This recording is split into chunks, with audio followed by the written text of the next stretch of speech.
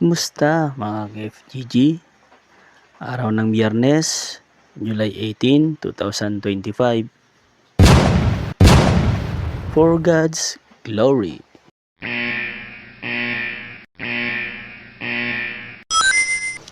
For God's glory? Bakit nga ba for God's glory mga ka-FGG? Ang tanong na nangangailangan ng panahon, karunungan at pangunawa. At tanging makakamtan lang ito sa pamamagitan ng kaloob na biyaya ng Diyos. Natanong mo na ba mga ka-FGG kung bakit ka nagpapakapagod ng husto sa pagtatrabaho sa mundong ito? Para saan nga ba ang mga pagpapagod na ito?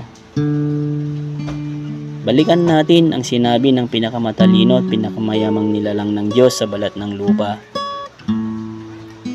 Sa lahat ng bagay ay sinubok ng tao ang karunungan sa pag-aakalang ang tao ay matalino. Ngunit napatunayang hindi pala. Hindi natin matarok ang kahulugan ng buhay. Napakahiwaga nito para maunawaan. Kung hindi mo maaaring malaman kung paanong hininga ay pumapasok sa katawan ng isang sanggol na nasa sinapupunan ng kanyang ina, lalong hindi maaabot ng isip mo kung paano ginagawa ng Diyos ang lahat ng bagay.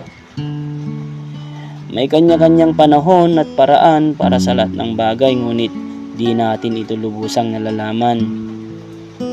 Walang makakapagsabi kung anong maaaring mangyari at kung paano ito magaganap. Habang iniisip natin ang mga pangyayari sa daigdig, lalo tayong naniniwalang kahit mag-isip ng mag-isip ang tao, araw man o gabi, hindi niya pa rin mauunawaan ang mga gawa ng Diyos.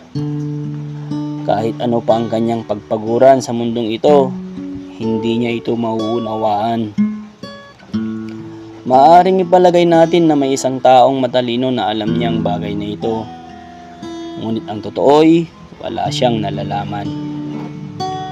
Ito nga ang isang masamang bagay na nangyayari sa buong mundo. Isa ang kinasasapitan ng lahat. Habang ang tao ay nabubuhay, panay kasamaan ang kanyang iniisip at ang hantungan ay kamatayan. Ngunit habang nabubuhay ang tao ay di siya dapat mawalan ng pag-asa. Alam ng buhay na siya'y mamamatay, ngunit ang patay ay wala ng anumang nalalaman pa. Mabuti pa ay masiyahan sa anumang kalagayan kaysa mangarap ng di naman makakamtan. Alam na natin ang itinakda ng Diyos sa tao. Iniangkop niya ang lahat ng bagay sa tamang kapanahunan. Ang tao ay binigyan niya ng pagnanasang alamin ang bukas, ngunit hindi binigyan ng pagkaunawa sa ginawa ng Diyos mula sa pasimula hanggang sa wakas. Alam nating walang pinakamabuti sa tao kundi ang magpakaligaya at gawin ang pinakamabuti habang siya'y nabubuhay. Alam nating mamamalagi ang lahat ng ginawa ng Diyos. Wala nang kailangang idagdag, wala na ring dapat bawasin. Ngayon ang ginawa ng Diyos upang ang tao ay magkaroon ng takot sa Kanya. Ano mang gawin ng tao ay nagdudulos sa Kanya ng balisa at hinanakit. May mga gabi pang hindi siya makatulog sa pag-iisip. Ang mabuti pa sa tao ay kumain at uminom at pakinabangan ang bunga ng kanyang pinagpaguran. Alam natin na ang lahat ng ito ay kaloob ng Diyos.